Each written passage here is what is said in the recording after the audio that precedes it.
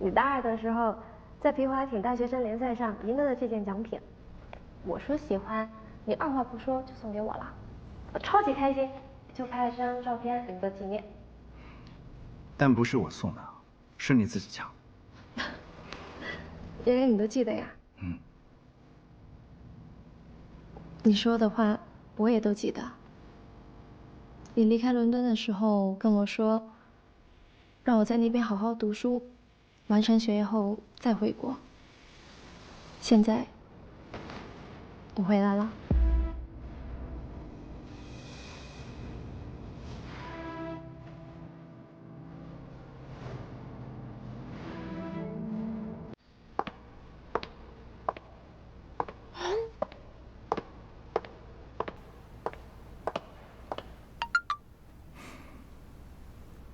我到楼下了，等你。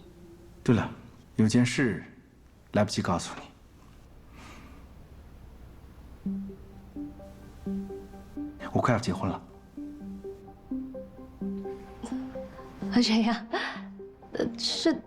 是以前伦敦认识的吗？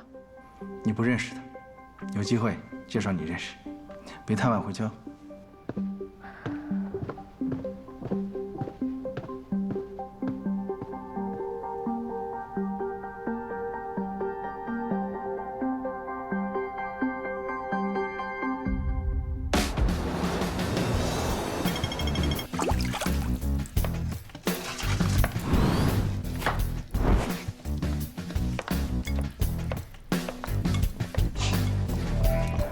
老师，不好意思，来晚了。哎呀，快吧。好。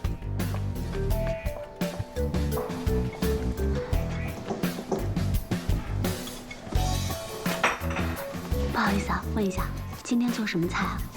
田园沙拉。我们是不是在哪儿见过？金达集团。我们认识吗？在公司见过一次的。你好，我是许岩。你好，我是方磊。我是沈浩明的未婚妻。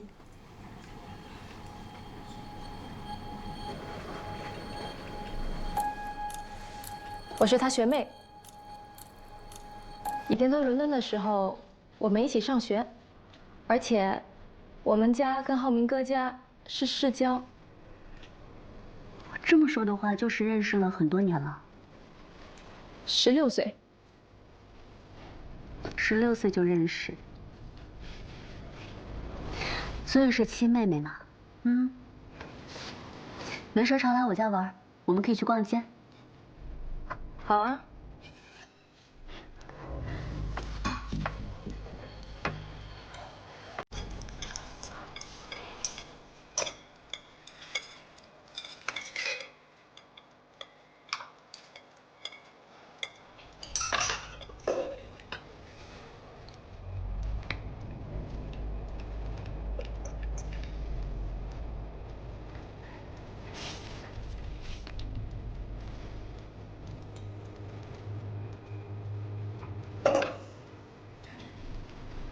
蕾蕾，你也太会做了吧！这个看着就很有食欲。我能尝一下吗？可以啊。谢谢。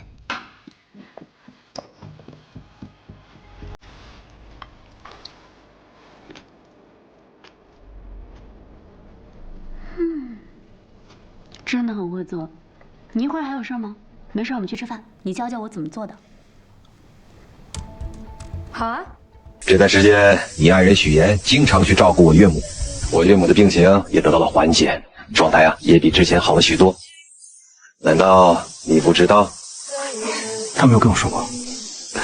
那也许是巧合吧。最终在许岩的帮助下促成了这单合作，可许岩的死对头又开始搞事情了。哎，等会儿，怎么了，姐？没事，这人怎么这么眼熟呢？就是个骗子，连给我提鞋都不配。就算我是骗子，我也努力让你变成像我讨饭吃的狗。爷爷，没事吧？演什么呢？原来许岩的死对头孙思维无意间在听到最近有一篇报道，一个女子接连骗了3个男人结婚，以这种方式骗取天价彩礼，被警方抓获后，新闻还特地报道了一下。孙思维看了看报道，突然觉得照片里有一个男的很是眼熟，仔细一想，觉得跟许岩的爸妈很像。于是他觉得许岩刚开始来的时候，只是说家里边只有一个姥姥，什么时候又有了个在国外的父亲，肯定是在说谎，说不定他的背景身份都是假的，也是像报道中的女人一样捏造身份嫁入豪门，也觉得这是扳倒许岩的一个绝佳的好办法。而为了验证自己的想法，他找到领导，以参考婚礼为由，从他手里骗到了婚礼照片，随后回到工位上，再三比对了照片，确定2人就是同一个人，心中窃喜不已。为保证万无一失，他带着小助理找到假扮许岩父亲的高亮杰，威胁他配合自己，想着在台里推举财经主播的时候给许岩致命一击。一切准备就绪后，他来到许岩面前，说了许多奇奇怪怪的话。你放心，我的这个样片绝对真实，而且足够震撼。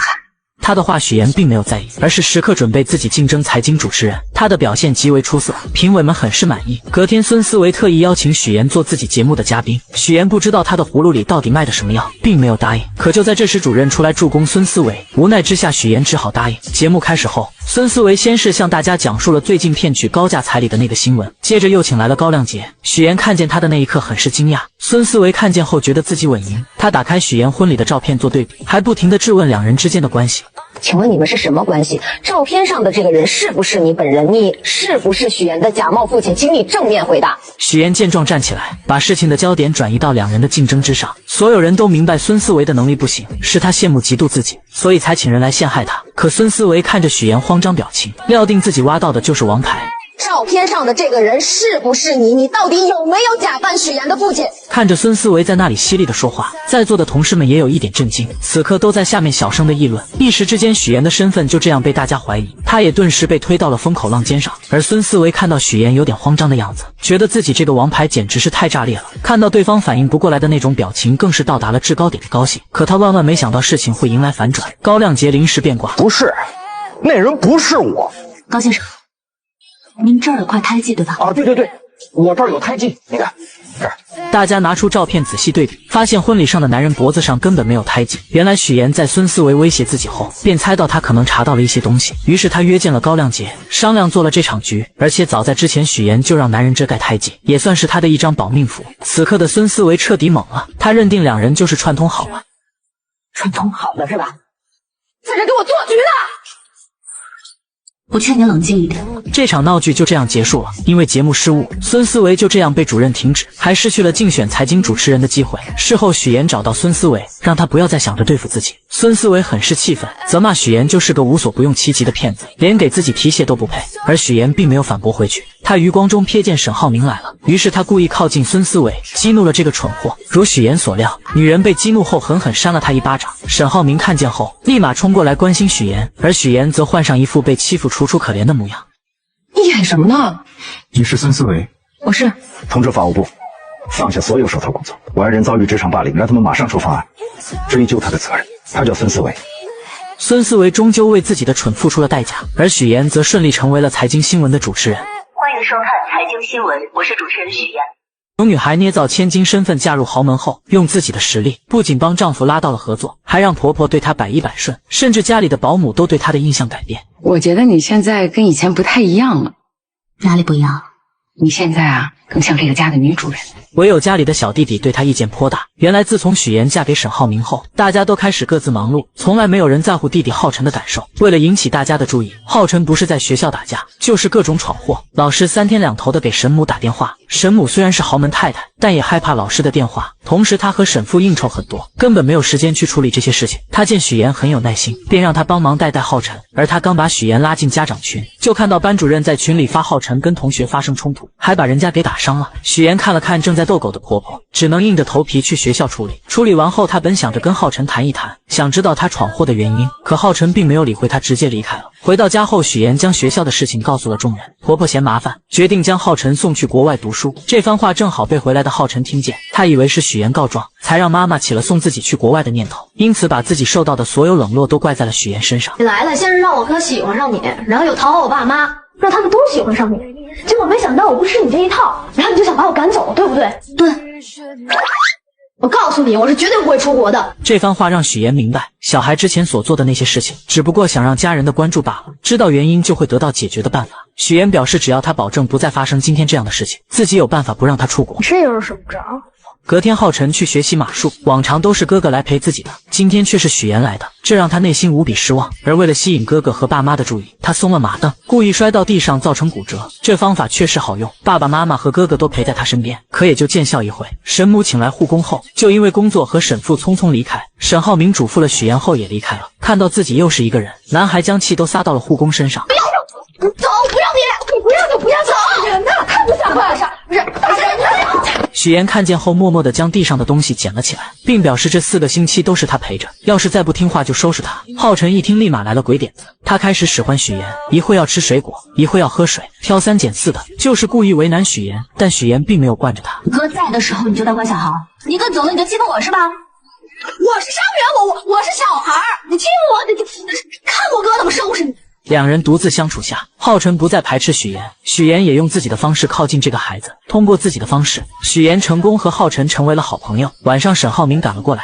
许妍将自己录的视频拿出来给他看，明显能看出来男孩是故意的。现在的许妍是最懂浩辰的，因为浩辰想要的也是自己当初最想要的。小时候为了让爸妈注意自己，他也曾用过这个招数，可只要姐姐一出现，爸妈所有的爱都会加注在他身上。一个幸运的童年可以治愈一生，但不幸的童年要用一生去治愈。两人并不知道，弟弟根本没有睡觉。自此后，许妍成为这个家里浩辰最喜欢的人。而许妍为了帮浩辰完成心愿，她把画本拿给公婆看。在浩辰的世界里，爸妈回到家永远拿着手机，而自己则躲在孤僻的角落里。所以浩辰想要的不是 iPad， 也不是手机，他想要的可能是你们最珍贵的东西，就是时间。知道这件事后，沈父沈母也意识到他们的错误，于是他们都抽出时间陪伴浩辰，而就只是陪着看看电视。浩辰都是无比开心。沈浩明将这一切都看在眼里，为此特意送了许妍一辆红色的跑车。那么沈浩明到底有什么秘密瞒着许妍？他知道许妍的身世，又为什么要和许妍结婚？而许妍每帮他一次，都会拿出一样东西当做奖励。但不管沈浩明到底爱不爱许妍，这个家已经离不开许妍了。不管是沈浩明还是弟弟，就连婆婆也是一样。可回来了。怎么了妈？下个月初就是晨晨的生日，你看咱们怎么给他办好？他喜欢你，你想个主题，他肯定喜欢。我想想，事情交给你妈去发现。如果你还不配合我，我真的不能保证接下来会说什么。乔燕来了，贪图富贵，利欲熏心，为了嫁入豪门，连做人的底线都不要了。我现在就去找沈家，跟他们说清楚。自从许妍当上财经新闻的主持人后，全家人都围在电视剧前看她。婆婆为此还特意挑选了一套珠宝送给她。此刻的许妍第一次感受到了久违的幸福。可就在她以为这种幸福会一直持续下去的时候，突然出现了一个不速之客。楼下大厅有一个姓周的先生找你。男人跟许妍曾有一面之缘，几年前两人在同一家咖啡店争取想要的岗位。许妍在简历上关于家庭成员的那一栏没有填写，猎头不停地诱惑她，将父母的身份写成在国外做生意，因为这样就算查也查不出来什么。毕竟在当今的社会上，家庭背景在职场上也是一个加分项。就在许妍犹豫的时候，后面的男人，也就是周泽远制止了她。我劝你不要听他忽悠，简历造假等同于在自己的职业生涯当中埋下了一颗不定时的炸弹，说不定哪天砰的一声就炸了。到那个时候，你的信誉和你之前所付出的所有努力都将付之东流。这时的许妍还很是单纯，她想了想周泽远的话，决定实话实说。这番举动把猎头直接气走了，就算佣金翻倍也不接他这一单了。出来后，许妍不停地打电话求职。突然，男人拿出2朵用报告书折成的向日葵送给她，鼓励她不要气馁，就像这2个向日葵一样，向阳而生，永不低头。两人就这样认识了，互相慰藉着彼此。5年后，周泽远再次见到许妍，这一次的他不再像以前那样，而是带着目的接近许妍。他将许妍带到自己的工作室参观，想让许妍帮自己拉到沈浩明的投资。许妍观察了一番后觉得可行，可就在她去卫生间的时候，无意间听到员工之间的对话，彻底打消了让丈夫投资的念头。我现在接的活特别轻松，网站一做啥也不干，一天500的，比你在剧组轻松多了。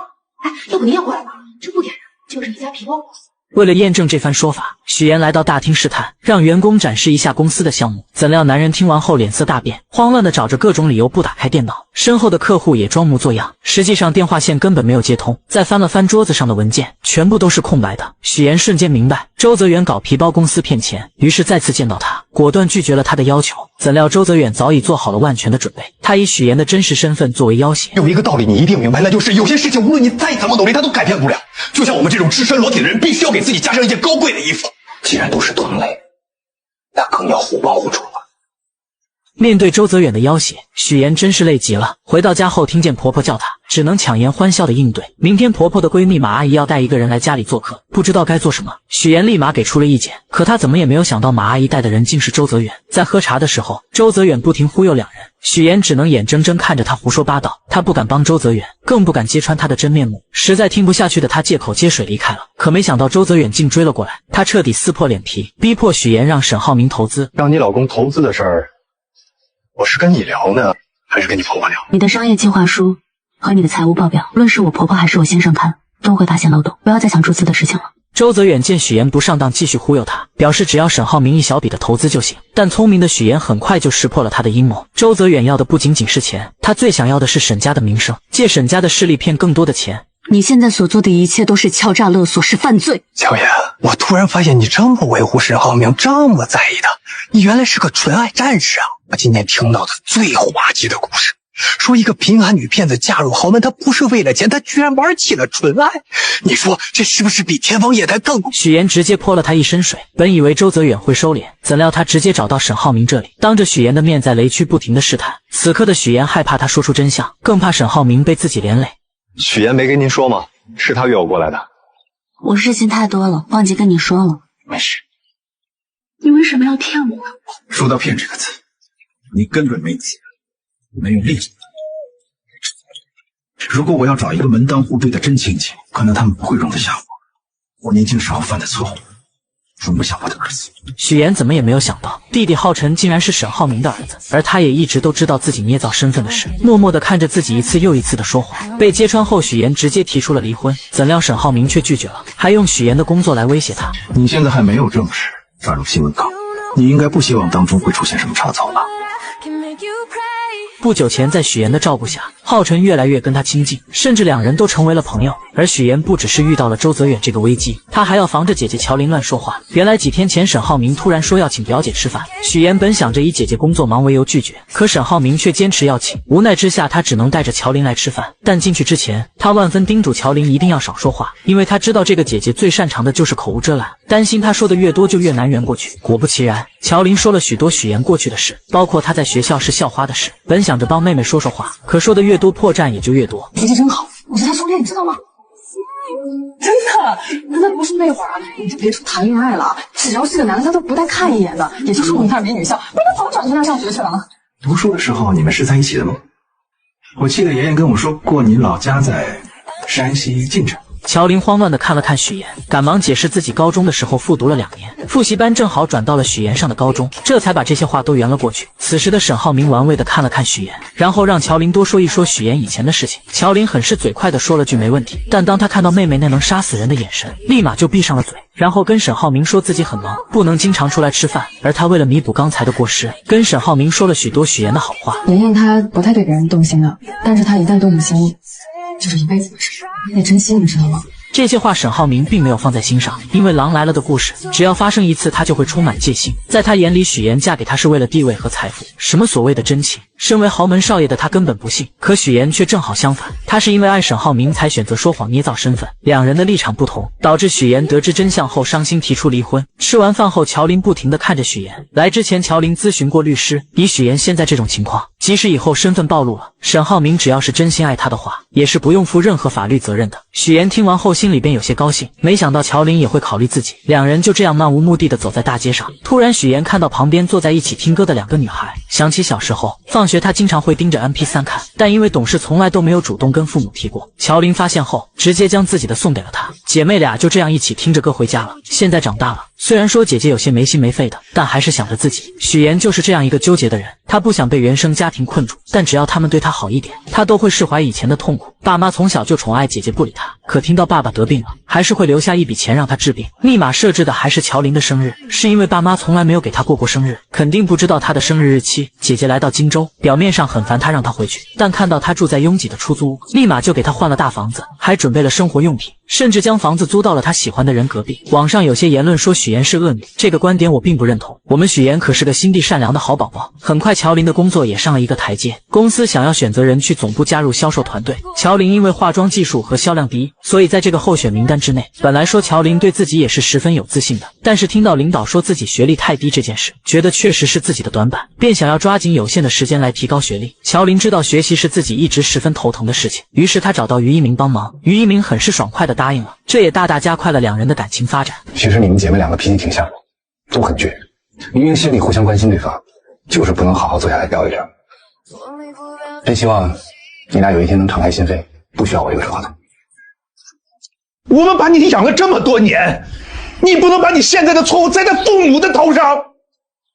不会的，你们不会知道你们做错了什么。自从许妍得知周泽远办皮包公司骗投资后，便拒绝了与他合作，因为他明白，虽然周泽远只让沈浩明投资一小笔不起眼的钱，但他的目的却是借着沈家的势力去骗更多的人。可周泽远又怎肯轻易罢休？他将许妍不肯帮忙，直接来到沈浩明面前，不停地提起许妍的假父母，试图让他说服沈浩明投资他的公司。但他心里的那点小九九早就被老谋深算的沈浩明看清，他并没有继续和这个骗子谈下去。谁知周泽远又找到许妍，直接撕破那虚伪的嘴脸。如果你还不配合我真的不能保证接下来会说什么。无论你说什么，我都不会让沈浩明牵扯进你的骗局里。周泽远还是低估了许妍对沈浩明的爱，不管他怎么胁迫，许妍根本不愿配合。怎料男人见许妍这样，为了拿到钱，他往后退一步。这次他可以不要沈浩明的钱，但这笔钱必须许妍来出。我给你1晚上的时间考虑，否则我就在网上曝光你。从这之后，男人像个恶鬼，时刻缠着许妍，就连晚上都会打电话催着要钱。而这些沈浩明都明白，他早就让助理查过周泽远是个什么样的人，也知道许妍打电话的对象就是他，但他什么也没有说，只是悄悄在背地里帮许妍解决一切。经过1晚上后，周泽远并没有收到钱。一个人能无耻到什么地步？他将许妍堵在停车场，迫不及待的想要拿到钱。好在姐姐乔琳及时出现，假装打电话报警，这才吓跑了周泽远。许妍为此很是感动，姐姐还是那个姐姐，虽然从小父母偏心她，但她依旧是那个将自己护在身后的姐姐。虽然姐没什么能耐，但是妍妍你放心，只要有我在，绝对不能让你受欺负了。我揍他。谁知周泽远更加得寸进尺，这次他直接把许妍亲生父母请到了荆州，还将他编造假故事嫁进沈家的事全部托盘而出。乔爸得知后暴跳如雷，他不理解许妍为什么要这么做，为什么会变成现在这样。我乔建斌一辈子没有做过一件见不得人的亏心事，怎么养出你这样一个女儿？乔爸不停地辱骂许妍，什么话难听说什么，觉得女儿就是贪慕虚荣、利欲熏心，连做人的底线都不要，甚至要去沈家坦白真相，揭穿女儿的骗局。许妍听着父亲的谩骂一点表情都没有，因为她早已死心。在高考那年，她就已经对这对父母不抱期望了，也从来没奢望过他们能够理解自己。无论在什么时候，我遇见沈浩明这样的人，我就是会不顾一切手段，抓住机会跟他在一起。那你也不能欺骗人家。我也不想骗他，是因为从小我就知道，所有的事情我只能靠自己。许妍的话像棉花一样打在这对父母身上，丝毫没有波澜。此刻的乔爸从来没有想过他们的错，甚至觉得要不是他们把许妍接回来，他怎么会有今日？他从来不会想过许妍本该过上像乔琳一样的生活，可他的出生不被期待，只因为他不是个男孩，还患有先天性心脏病。不会的，你们不会知道你们做错了什么。听完这话的乔爸起身就要去沈家揭发许妍，乔母连忙拦住他，嘴上说着为女儿考虑的话，可这幅画面在许妍眼里却是无比的可笑。乔家两口子从来没有想过儿时的经历对许妍的影响有多大，他们也从来没有想过以前是多么偏向大女儿，他们只会觉得我养你一场，怎么到头来还成了我们的错了？是他们亲手把许妍推开，现在却又嫌弃她什么事情都不跟他们说，真是讽刺。这是在演哪一出啊？我明白了，是因为你们觉得这样的生活是应该属于乔琳的，而不是我。这是说你们想要去跟沈家告发我，再从我这敲诈勒索一笔钱。你怎么能这么想？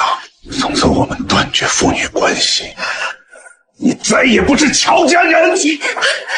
乔，如果真坐牢，有你陪着也挺好。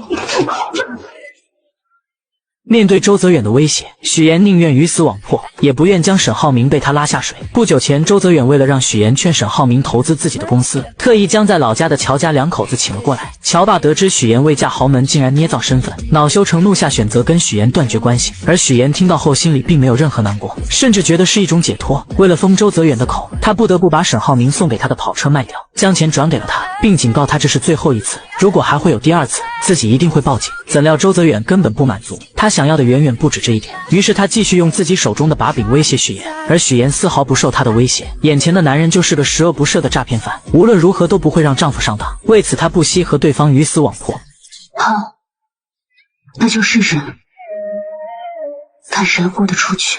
谁知周泽远恼羞成怒下，竟对许岩动手，而许岩也不惯着他，直接一个包击就打了过去。一项1000万，要不再来一下？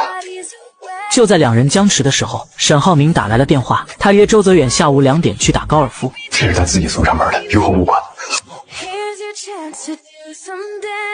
下午，沈浩明主动谈到注资，还提出追加投资款。许岩听着很是着急，他想方设法的阻拦，却根本拧不过心意已决的沈浩明。周泽远走后，许岩还是让沈浩明小心这份投资，因为不了解对方的公司背景，想让他再慎重的考虑一下。我希望你待在我身边，每一天都是开开心心、无忧无虑的，不是愁眉苦脸。这天过后，周泽远就消失得无影无踪，直到4个月后，许岩才知道周泽远被抓。他很庆幸沈浩明没有被骗，但是又觉得他好像跟自己之间有点距离，因为他说什么话都是欲言又止的样子。原来沈浩明早就知道一切，他让助理调查了周泽远，也知道许岩受威胁卖掉了自己送的车子。而为了让许岩不再发愁，沈浩明以代理人注资的名义，一边安抚周泽远，一边调查他的犯罪证据，让他再也没有机会威胁许岩。妍妍，如果你将来想投资，需要钱，可以直接问我要，没必要把车卖了。听见这话的许岩心里咯噔一下，很是担心丈夫是不是已经知道了些什么。没人倾诉的她，只能找姐姐乔琳。乔琳也很是奇怪，周泽远怎么莫名其妙的被抓了。许岩虽然也不知道，但她总感觉有人在背后默默的帮她。乔琳还是觉得，还是找个机会把这件事早点跟沈浩明说清楚。毕竟看着沈浩明那么爱许岩，知道后肯定会原谅的。我是想跟他说的，一直没有找到合适的机会。突然，乔琳看到了于一鸣，她跑过去将他拉了过来，跟许岩一起吃饭。于一鸣本来很犹豫，但一听到许岩也在，就跟着过来了。而乔琳也发现一件事，于一鸣跟许岩真的太不一样了，总是滔滔不绝，比跟自己在一起的时候话还多，心里无比的失落。许岩将一切都看在眼里。晚上回到家，许岩考虑再三后，决定跟沈浩明坦白。他先是试探说自己有一个朋友，在婚前隐瞒了一些事情，但现在两个人过得很好。这个朋友想要主动坦白，可他还没有说完，沈浩明就打断了他，表示只要两人的感情好，根本不需要坦白，坦白了反而会成为两人感情中的一根刺。婚姻其实不应该从原则出发的，你说呢？原则其实只是一种包装，一种说法而已。其实最后夫妻间有个好结果，才是最重要的，对不对？许岩的第3个追求者终于出现了，男人名叫蒋亮，是商界有名的花花公子。许岩以不同寻常的装扮出现在酒会上，瞬间吸引到了他的目光。原来沈浩明虽然通过许岩跟黄总达成了合作，但现在沈父并不支持他，没有资金支持的沈浩明只能通过拉投资来做自己项目的后盾，这样才能顺利进入董事会。于是他盯上了远航基金，希望能够得到蒋家姐弟的支持。而这次即将举办的金达酒会，两人正好过来参加，所以他希望许岩能够做足功课，了解蒋云和蒋亮的全部资料，好能跟两人搭上线拉投资。许岩二话不说答应了下来。很快到了酒会那天，沈浩明先来到了酒会，他在黄总的调查下得知，蒋云和蒋亮两人是出了名的难合作。姐姐蒋云沉稳冷静，做事杀伐果断，脾气也是出了名的臭，被商圈的人称为投资界的黑玫瑰。弟弟蒋亮看似是个花花公子，实际心思缜密，对数字十分敏感，是远航基金的活账本，还有过目不忘的本领。黄总能做的也只有这些，接下来也只能靠沈浩明自己的能力了。同时他想借助远航基金的事被方磊得知，方磊为了证明自己比许岩强，也来到酒会，本想着找蒋云聊一聊，可蒋云丝毫看不上他，并没有过多理会。无奈之下，他只能去找蒋亮，以为这个花花公子很好攻略。他看见蒋亮因为喝酒难受，便主动调了一杯特制的解酒秘方，番茄汁，然后再加蜂蜜，这两加起来可以解酒。这一幕正巧被沈浩明看见，瞬间勾起了他的回忆。那时的他跟一个女孩也曾经喝过这样的解酒神药，而女孩正是他的初恋女友，也是方磊的姐姐。此时的方磊并没有注意到沈浩明的到来，他蹲下身细心地为蒋亮擦掉鞋子上的污渍。沈浩明明白他这么做是为了帮自己，但他很清楚蒋亮只会在吃喝玩乐的时候才会想起身边的女人，于是他直接上前劝说方磊，这么做只是多此一举。我没那么大野心，我只是想帮到我们的项目，哪怕让他多一点好感，做花瓶做陪衬我都没有关系的，你不用管我，我心甘情愿的。绿茶不愧是绿茶，她的故作柔弱也确实吸引到了沈浩明的怜爱。看他为了自己跟别人喝得酩酊大醉，还是端来了一杯热牛奶。而方磊也很是绿茶，他故意将姐姐的手链留了下来，为的就是让她想起姐姐。另一边的许妍却与他不同，他故意穿着记者专用的马甲来到酒会，不一样的装扮瞬间不仅吸引到了蒋云，还有他的弟弟蒋亮也眼前一亮。许妍表示自己是外采太晚了，没来得及换衣服。这个马甲很方便，可以装很多东西，又防风防水。户外作业嘛，最害怕天气阴晴不定，设备一旦受到影响，就会前功尽弃。许妍的这副样子让蒋云想起了他以前的样子，看到对方很随和，便主动提出让他穿自己的礼服。小沈总真的很好福气，娶到你这么漂亮的妻子，工作能力又强，晚上还能陪着丈夫应酬，真的是贤内助。许妍听完后表示自己虽然嫁了一个好家庭，但更多的不想当一个贤内助，更想能够帮助丈夫。但蒋云早已识破了她的伪装，她开门见山地指出，许妍穿工作服现身，就是为了模仿自己以前当记者时候的装扮，用这种方式来博得她的好感。被戳破心思的许妍很是尴尬，但下一秒蒋云却说她成功了，因为刚才在她身上看到了曾经的自己。随后许妍拿出收集的蒋云以前采访的照片作为礼物送给她，这不禁让蒋云对她的好感加剧，她很喜欢这份礼物。出来后许妍借撩头发，对着沈浩明比了一个 OK 的手势，她瞬间明白成功了，于是她走过去，还主动帮许妍争取到了蒋云的专访。边走边聊吧，走吧。沈母端起茶杯微微一笑，因为她不相信许妍真是出身名门，于是她开始了自己第一轮测试。这所大学我去年去参观调研过，校内食堂很糟糕，都是白人餐。校外 Marshall Street 都是有家中餐馆，北京烤鸭非常地道。你们去吃过吗？此话一出，许妍丝毫不紧张，因为她早已做好准备。为了迎接这场见面，她还不惜带着两人出国实地考察，而效果也是极好。女人应付自如，直接说出了那家饭馆的名称，还指出了沈母话中的试探。那家是川菜馆，没有北京烤鸭的，招牌菜呢是麻婆豆腐。可尽管如此，沈母还是不敢随意相信，因为这些信息随便查一下就能得到。接着他询问许妍父亲的工作，质问为什么自己上次去学校的时候没有看到他这个所谓的教授，而且在网上也查不到他的信息。许妍父亲一时间不知道该怎么回答，赶忙看向许妍。一旁的许妍丝毫不慌的答复，父亲平时是不授课的，只是担任校内研究所的研究员，所以可能国内的百度上确实查不到。说着又拿出自己假造的简历，更是拿出提前准备的许多著作，而书上的签名也是许妍提前找原作者签名，让假父亲练了许多遍。而这个原作者的女儿是他的大学同学，人家也正好在这个大学的研究所工作，这个名字也是顶用了人家的身份。他之所以这么做，是因为他和沈浩明恋爱后，第一次来到沈家就被沈母的朋友来了个下马威。我们家布丁啊，就是个傻狗，除了长得好看，啥也不是。还行啊，挺聪明的哈。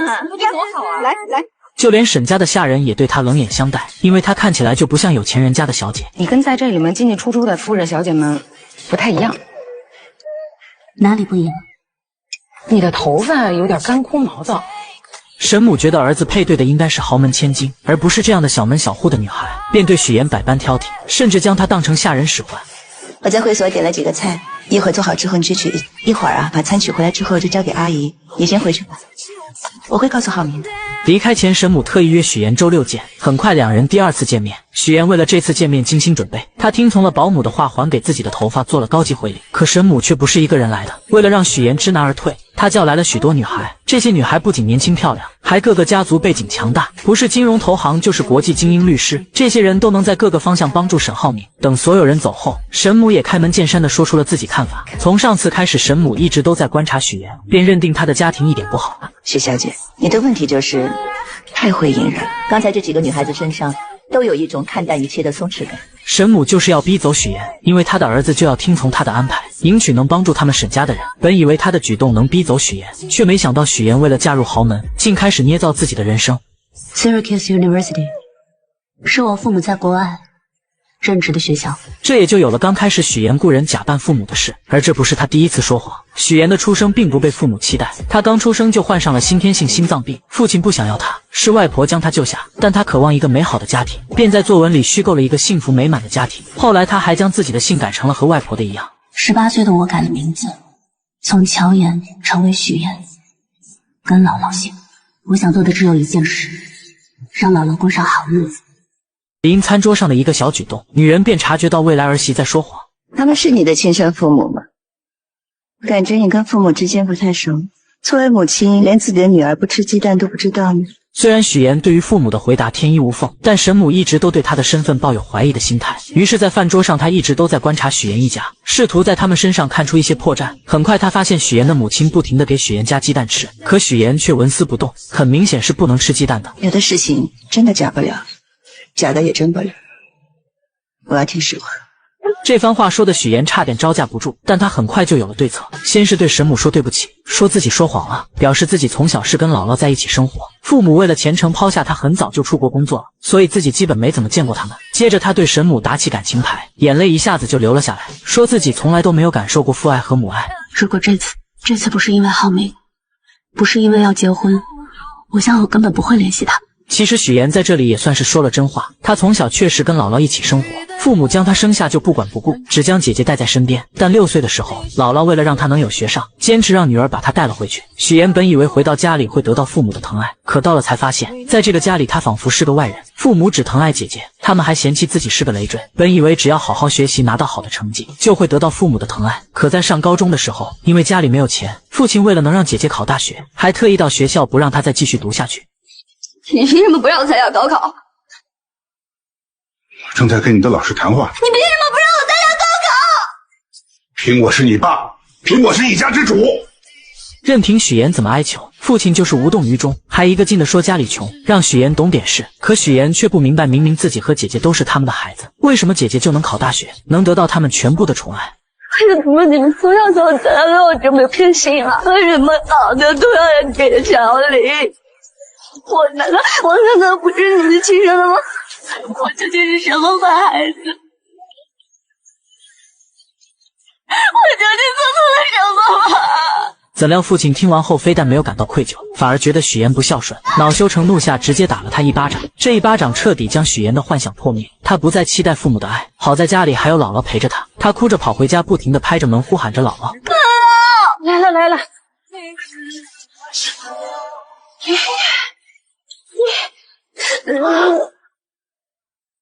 许妍抱着姥姥，发誓一定要让她过上好日子。自此后，许妍一边读书一边打工兼职，毕业后顺利进入了一家电视台当策划，但她的目的是当一名主持人，奈何没有人脉，只能一步一步往上爬。而没有背景的她成为主播的发泄筒，为了保住工作，许妍只能忍气吞声。但很快事情就迎来了转机，在一次采访中，她结识了一名超级富二代沈浩明，男人帅气多金又体贴温柔，见他很冷，直接关掉了空调，宁愿自己热得脱衣服也没有一句怨言。会议结束后，许妍因为发烧直接晕倒了，沈浩明赶忙将她接住。等许妍醒来后，看见了自己手上的卡通创可贴，心里顿时暖暖的。这是许妍除了姥姥以后第一个对她有善意的人，所以不免对眼前的男人产生了别样的感情。刚才护士拔针之后，我怕你积血流血，所以帮你贴了创可贴。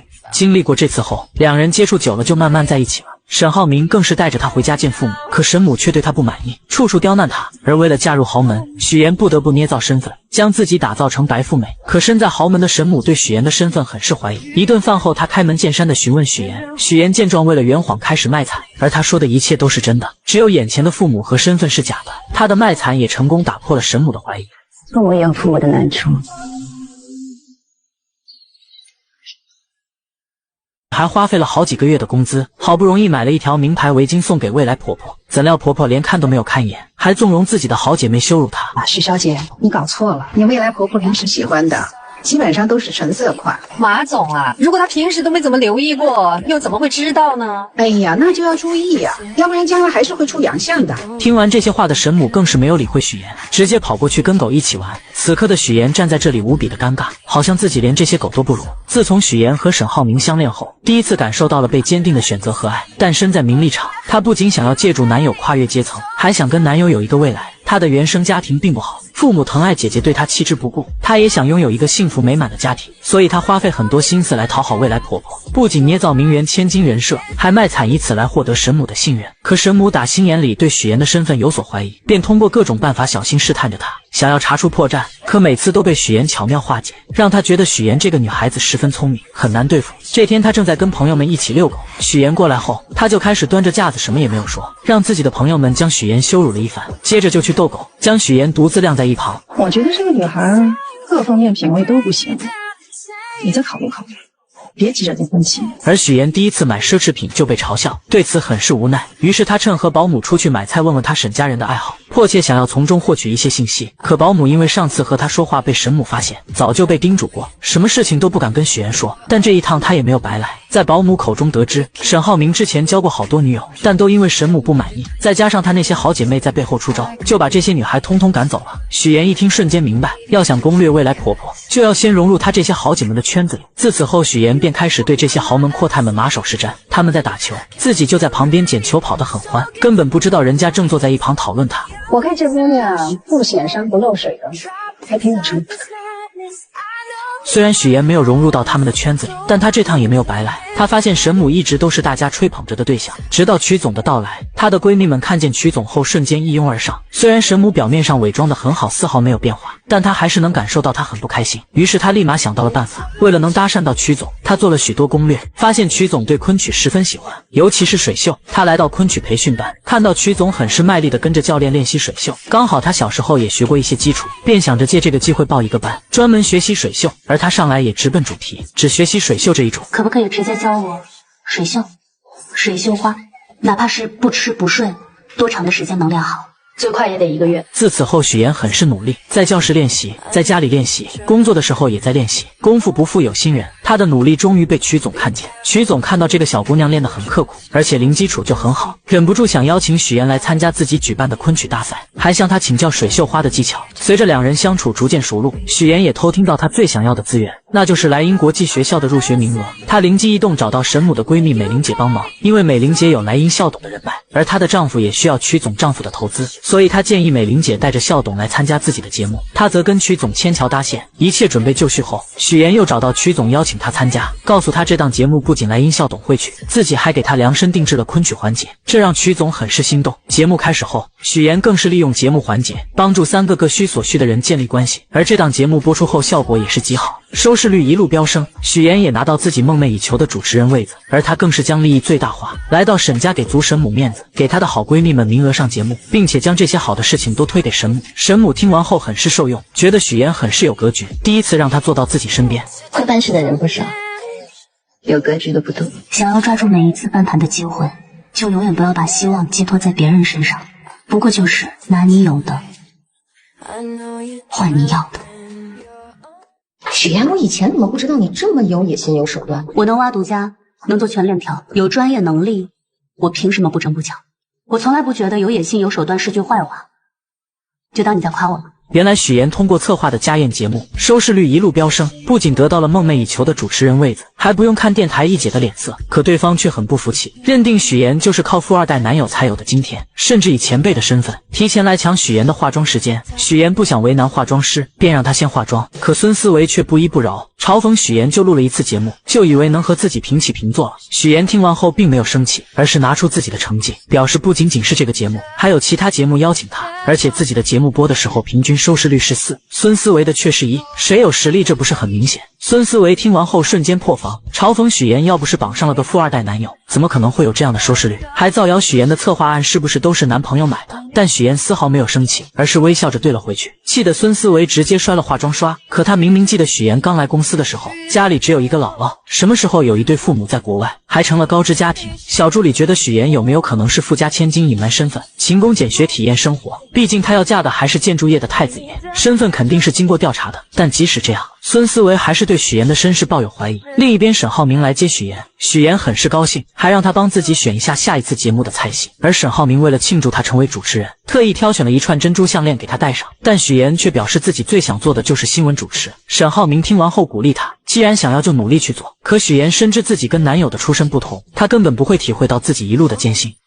新闻主播竞争是很激烈的，更别说我这种从来没有播过新闻的人。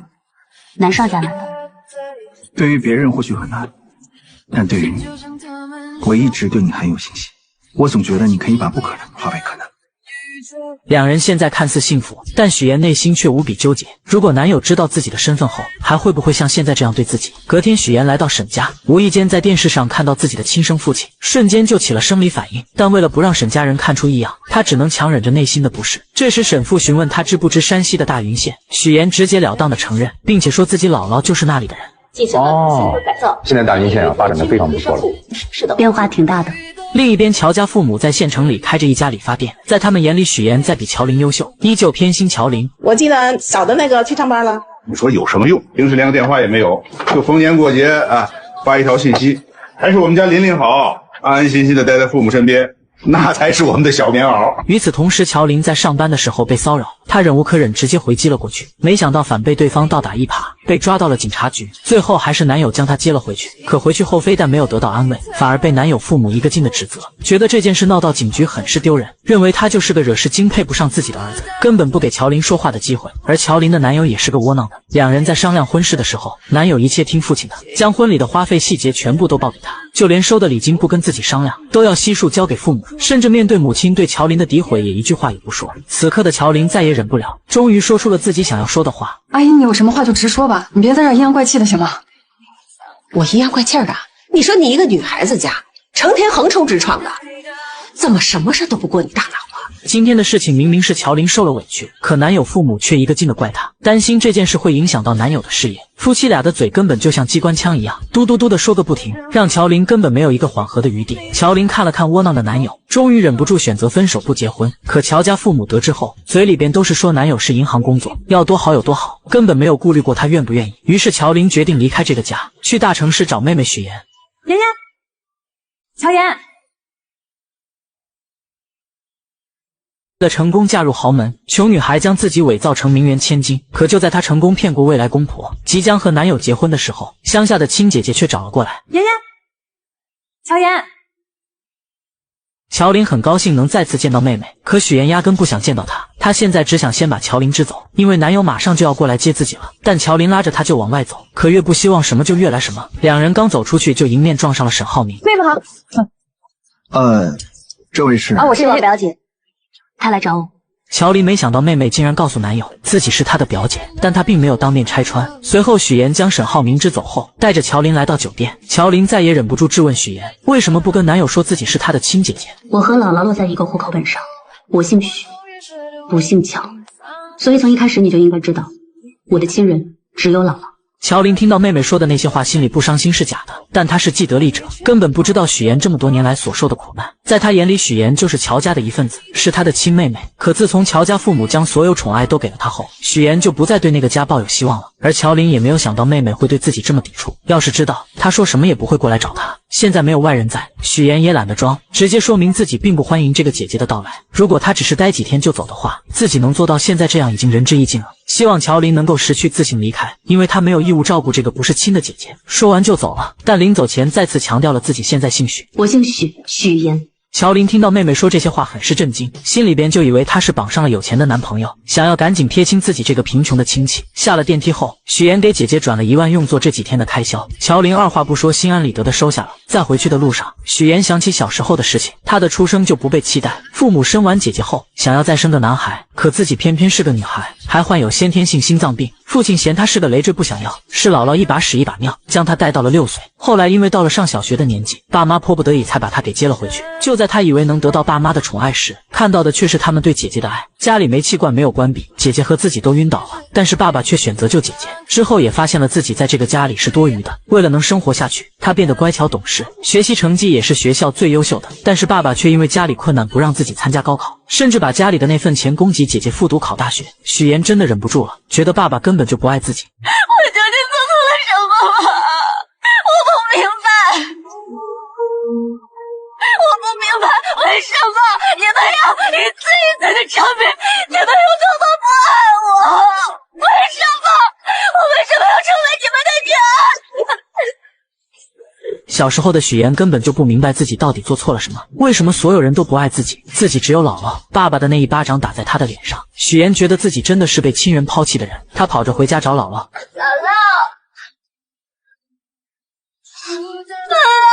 姥姥，来了。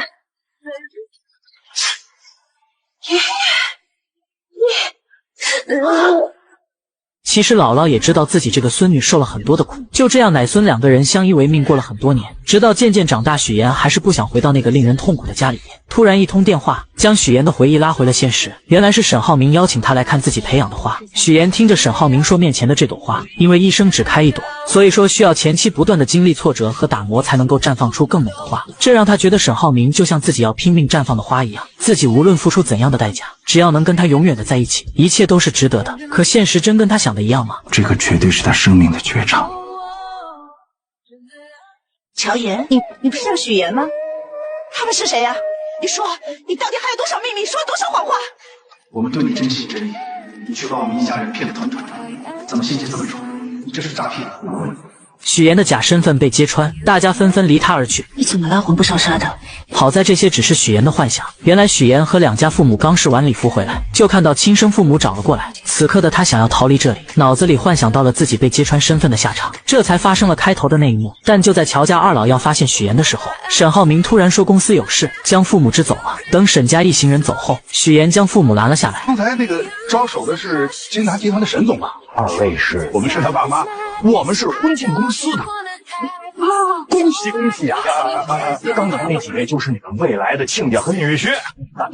两口子听完后不敢置信，女儿竟然要嫁给金达集团的太子爷。许妍对两人已经不抱希望，她直截了当说自己马上就要结婚了，但不打算邀请他们参加。乔母气急之下怒骂姐妹俩，一个要悔婚，一个要结婚，都不跟他们商量，是当他们做父母的不存在吗？乔爸更是指责许妍现在要嫁给有钱人了，就瞧不起亲生父母了吗？可许妍根本不想理会他们，只是说她和姥姥在一个户口本上，只有姥姥才是自己的亲人。乔爸从来没有考虑过到底因为什么女儿会变成现在这样，只是一味的站在道德的最高点上指责许妍，最后更是表示自己就当没有她这个女儿。许妍对此早已麻木，姐姐悔婚跑出来，他们就能包容，专门来一趟接她回去，看她住在群租房就心疼的让她回去，担心她没学历没背景没人脉，在大城市里活不下去，甚至支持她回去考公务员。可他们从来没有想过独自在大城市打拼的许妍来了后也只是一味的指责，没有关心她一个人是怎么过来的。你妹妹有男朋友了，你知道？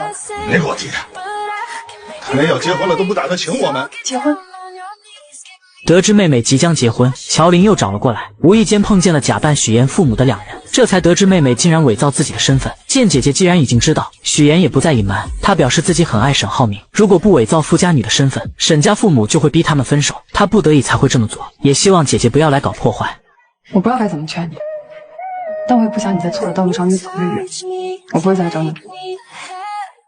可许妍好不容易将姐姐稳住，怎料母亲又打来电话，一定要参加她的婚礼。许妍没有说话，直接挂断了电话，然后把备注改成了她的名字。为了不让爸妈来婚礼捣乱，许妍特意回到乡下找到姥姥，希望她能帮自己说服爸妈。而姥姥并没有询问什么，她了解许妍肯定是有什么难言之隐。姥姥心里有数了，我打电话把他们叫回来。姥姥是最清楚许妍这一路走来是多么的辛苦，也是最希望许妍能够幸福的人。但许妍的下一句话也让她愣住了：荆州太远了，我怕你折腾。听完这话的姥姥虽然愣了几秒，可她依旧支持许妍的做法，还不停地安慰她不要担心自己。直到许妍打开冰箱，看到姥姥给她做的桂花酱，终于忍不住哭了出来。在返程的途中，许妍再次回想起以前家里没有人记得她的生日，只有姥姥记得，每年都会把她叫回来过。是姥姥供她读完高中考上大学，上大学的时候是姥姥拿出一辈子的积蓄给她，所以许妍什么都不在乎，她只想赚很多很多的钱，让姥姥过上好日子。所以上大学后，她一个人打好几份工，给别人当家教，穿上厚厚的玩偶服宣传，在饭店干服务员，一直忙到深夜都舍不得打车，把赚到的钱除了留够生活费，全部都给姥姥打了回去。哎呦，妍妍，你怎么又给姥姥给钱了呢？姥姥一个人花不了这么多钱的，倒是你在外面读书，你肯定花钱的地方很多呀。吃饭你不许给我省啊，多喝牛奶，多吃鸡蛋，还有那个叫什么维生素、营养补充啊，对吧？我知道啊。这么多年，要不是姥姥，她也不会坚持到现在。我告诉自己，只有通过勤奋和努力，才能帮自己翻越一座又一座的高山。只有让自己强大，才是一劳永逸的事。只有达到所有的目标，才能弥补我所有的过失。人伪造身份，终于如愿嫁入豪门。为了不被人揭穿，自家那边的亲戚一个都没请。就在他以为一切顺利的时候，还是被熟人给认出来了。我怎么看着像佳佳同学许妍？是有点像啊。许妍看到熟人后，整个人都惊呆了，因为假扮他父母的人冒充的就是同学父母的名字。当初自己就是借用同学的关系骗到了人家的签名。为了不被看穿，她连忙找理由要将两人支走，可没想到丈夫一家人已经过来了。这两位是？没办法的她只能硬着头皮解释，眼前的两位是大学同学父母，原本就想着打个招呼就行，怎料贾父亲却多嘴将人家邀请了进去。此刻许妍杀了他的心都有了，但她只能赶紧进去应付。吃饭敬酒的时候，许妍紧盯着另外一桌，看到他们过去敬酒的时候，立马就赶了过去。您在国外是从事建筑研究？哦，建筑行业？那您跟我的亲家是同行啊？他还专门写了一本书，那个书叫 Sustainable Building Design。我爸爸主攻的是可持续建筑课题。我研究的方向是建筑五大力学。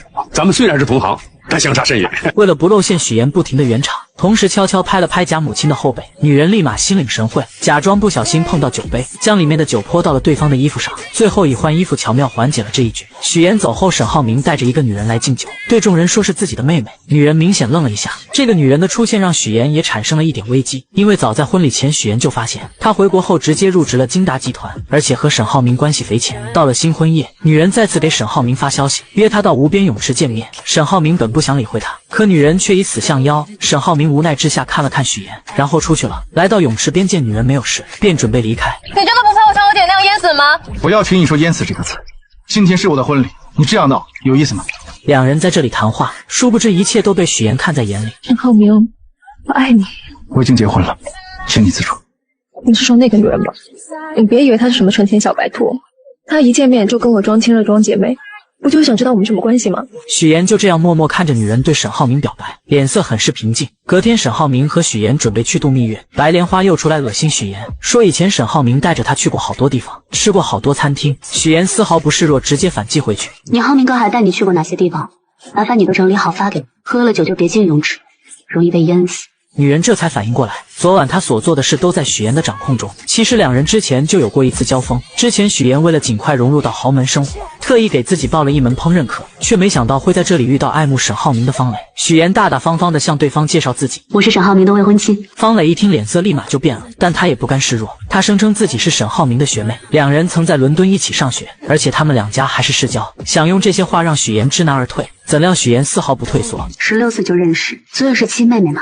不仅如此，许妍还主动跟他请教厨艺，结束后以感谢为名请他吃了顿饭。但方磊不会放过每一个可以刺激许妍的机会。在饭桌上，方磊表示他一回国，浩明哥就将自己安排进了他的项目里，还对他照顾有加。那你把工作做好，就不会麻烦他了，对不对？谁知方磊见许妍丝毫不在意这些，便主动提出做他的伴娘。许妍直接答应了，这才有了婚礼上，方磊将自己当成女主人般。当许妍不在的时候，就跟沈浩明出双入对的敬酒。可沈浩明根本不喜欢她，只将她当成亲妹妹，而他的这些小心思也都被许妍看在眼里，并没有将她放在心上。许小姐，请问卫生间怎么走啊？万万没想到，许妍结完婚后要对付的不是婆婆，而是以前那些认识她的人。既然都是同类，那更要互帮互助吧。许妍跟沈浩明结婚蜜月后，便带着他去乡下见了姥姥。姥姥看见后很是高兴，还亲自下厨做了好多菜。而沈浩明看见姥姥很欢迎自己的样子，心里很是温馨，但他更想要多了解许妍以前的生活。许妍在门外听见两人的对话，担心露馅，便拿着婚纱照来到厨房，以挂相片为由将沈浩明给叫走了。晚上许妍跟着姥姥一起睡觉，姥姥忍不住还是将乔父的肿瘤的事说了出来。虽然说这个人当爸爸十分的不称职，但还是希望许妍能去看一下。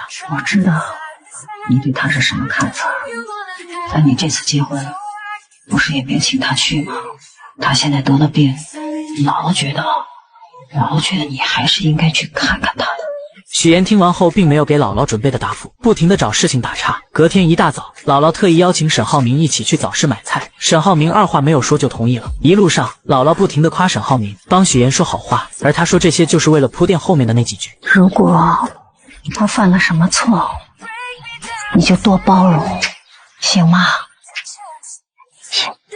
姥姥认为许岩嫁进沈家肯定使用了不正当手段，所以才这么跟沈浩明说。殊不知沈浩明早已知道一切。离开前许岩还是心软了，悄悄地给父亲了一些钱治病。回到荆州后，沈浩明给了许岩一个惊喜，送给他一座4合院，用于他工作和邀请豪姐们。许岩听完后都惊呆了，这样的人他怎么能不心动呢？而沈浩明看着许岩一言不发的样子，表示她是自己的妻子，自己会协助他完成任何的愿望。进去后，沈浩明看到上个业主给孩子量身高留下的痕迹，回忆起小时候的事情。可许岩却回想到了小时候一家人都忽略了自己，从来都是给姐姐量身高的场面。沈浩明见他失落的表情，便向许岩索要口红量身高。许岩那一刻心里便很感动，更是有很多的触动小时候没有完成的那些心愿，丈夫帮自己已经完成了。两个人深深地看着彼此，本以为日子会这么幸福下去，可许岩的对头却揪着他不放，将假扮他父亲的人找了出来，在节目上揭露了他捏造身份的事。这一次的许岩又该怎么应对呢？您和许岩认识？认识，我们很熟啊。请问你们是什么关系？照片上的这个人是不是你本人？你是不是许岩的假冒父亲？请你正面回答。还每天下班准时来专柜蹭妆。就在他化完妆要走的时候，导购实在忍不住拦住了他。你要不把你刚刚试的这些挑一个买了吧？为啥呀？我用的都是试用装。徐州啦，姐姐，这外面不管是刮大风还是下大雨呢，您都会在下午5点钟准时来到这里蹭妆，还不知道的以为你在这上班打卡呢。女孩听完后表示，自己不全部试一遍怎么知道要买哪一个色号，并且也没有规定试妆次数。刚说完，乔林就拿出试妆6次的标签。女孩见说不过，直接来句自己就不买。要是她再拦着自己就去投诉，乔林也没有办法，只能放她离开。下班，乔林回到出租屋，听到室友正在给家里打电话，而这个室友就是刚才去蹭妆的女孩。女孩省吃俭用，就是为了把钱打回家里。乔林也明白了她为啥总是去专柜蹭妆了，而她专门带了一些小样送给了女孩。隔天，乔林在整理公司货架的时候，不小心将手臂给砸伤了。可他怎么也没有想到，给他治疗的医生竟然是高中时期暗恋的校草。但当时校草喜欢的人是妹妹许妍。林一鸣，我今天来就是想告诉你，我不想谈恋爱，我现在只想好好学习，其他的事都不在我的计划里。我不会耽误你学习的，我就想跟你说我喜欢你。我不喜欢你。时隔这么多年，男人依旧喜欢许妍。他之所以跟乔林相认，就是为了问他索要许妍的联系方式，但他并没有直接要，而是借口他的伤。此刻的乔林私心是不想给他联系方式，于是自己拿起手机给妹妹打了电话。当男人见到许妍手上的戒指后，便明白他们之间已经不可能了。你结婚了？上个月。虽然有点晚了，祝你新婚快乐。最后，于一鸣失落的回去了。许妍将姐姐送回家，看到她和几个女孩子合租在一起的房子，还找到了一份工作，便明白姐姐是铁了心要留在荆州。既然如此，决定帮她换个更大的房子，希望她以后不要给自己添麻烦。乔林听完后气不打一处来，他表示今天要不是于一鸣，自己根本不可能联系他。可许妍根本没有听他说的话，隔天直接找来几个彪形大汉，强制性给乔林搬家。起初乔林极度反抗，就是不搬。不搬。你不搬？不搬。好，我忘记告诉你，新家公寓邻居是于一鸣。当听到新家的邻居是于一鸣，乔林的态度立马360度大反转，立马就搬家。许妍对这个姐姐很了解，她也知道姐姐一直都暗恋于一鸣，所以她就是故意这么做的。乔林搬过去的第一天大早就收到了于一鸣的早餐，这让她万分惊喜。与此同时，乔林的前男友妈妈调查到，乔家在商业街买了一套门面房，在他们眼里，乔家穷得叮当响，根本就没有钱买门面房，那肯定是拿他家的彩礼买的。女人觉得既然两人已经分手了，那就要把彩礼追回来。乔林男友是个窝囊的，当即就给乔林发去了消息，没想到乔林已经将他拉黑，而且电话也打不通了。气急之下，他直接来荆州找许妍，想要从他口中套出乔林的住址。请问先生，您有预约吗？没有。不好意思，我们这里没有预约，不能进。没办法的林涛只好出来碰运气，看能不能碰到许妍。巧的是在餐厅碰见了许妍，正在拜托于一鸣照顾乔林。乔妍，你为什么让他照顾乔林？这谁呀？此刻的林涛认定乔林悔婚，就是许妍在背后挑唆的。他恼羞成怒下，在餐厅大吵大闹，甚至要对许妍动手。好在于一鸣在场推开了他。就在这时，许妍发现自己的死对头过来了，急忙找个借口把林涛给带走了。孙思维看到这一幕，本想着看能不能挖出点许妍的把柄，可于一鸣根本不理会他。与此同时，许妍将林涛带到另一家餐厅，告诉他既然两人已经分手了，那就不要再去找乔林了。至于彩礼钱，自己会帮姐姐还。这准是彩礼的事吗？我要的是人。我不知道。行，不说是吧？那我就天天来，我上你们单位去要人，上你婆家去要人。你不是嫁得挺好吗？我让他们了解一下，你到底在外边干了些什么见不得人的事儿。你嘴里没句实话，不是嫁得挺好吗？我让他们了解一下，你到底在外边干了些什么见不得人的事儿。随便你，面对林涛的威胁，许妍丝毫没有放在心上，直接离开去找姐姐乔琳，将这件事告诉了她。乔琳觉得这家人是真的很奇葩，既然他想见自己说清楚，那就见面打死他。许妍见姐姐只知道使用武力，劝说她不要这样做，既然跟林涛分手了，那就跟过去一刀两断。昨晚他跟林涛聊过了，他在乎的是乔琳对自己的感情是否忠诚，但他的父母在乎的无非就是钱，只要把钱给出去了，就算林涛想来荆州闹，他父母也不会同意的。谁知乔琳听完这些后依旧要自己解决，可许妍等不了，等到你筹好钱的时候，他就会把这件事情闹得人尽皆知了。到那个时候，我的单位、沈家，所有人都会知道。我还以为你是在为我着想呢，原来是怕自己谎言被拆穿了。就在两人讨论这件事的时候，殊不知沈浩明也知道了，他默默地帮许妍处理，让助理调查林涛的工作情况和人际关系。不出半天，林涛父母的银行卡就收到了一笔钱，如许妍所料，钱一到账，他们就打电话让儿子回来。可林涛就是不听，非要见到乔琳了解事情真相才肯回去。但通过沈浩明的发力，隔天银行就把林涛给叫回去了，还以他优秀为由，要给他增加工作任务。领导的这波夸奖让林涛有些丈二和尚摸不着头脑，同时意外的还有许妍。以林涛的性格，我原以为他会不依不饶，没想到这个人突然就消失了。